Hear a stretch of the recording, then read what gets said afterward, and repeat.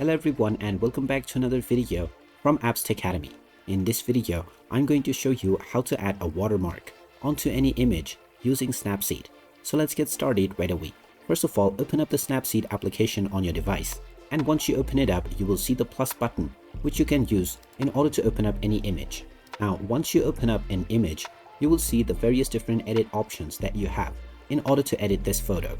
Now, when you are done editing, if you wish to add a watermark within your image, then you can do this by two different ways. If you already have a watermark that you have designed previously, then tap on the Tools button and then scroll down and tap on Double Exposure. From here, you can tap on the plus image icon in order to open up this watermark that you have already saved onto your device. And then you can simply resize and place your watermark wherever you wish.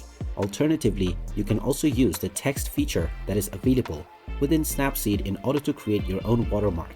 So tap on the Tools button in order to do this, and then scroll down and tap on Text. Now from the text section, you will see various different text styles that you can use in order to add your watermark.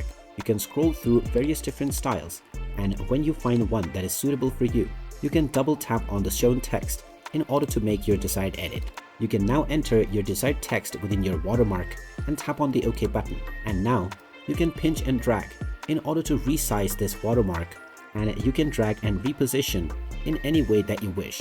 After your watermark has been made, you can also change the opacity settings, and you can also choose the colors that will be used within your text. And once you are done editing, you can tap on the Export button in order to save your image.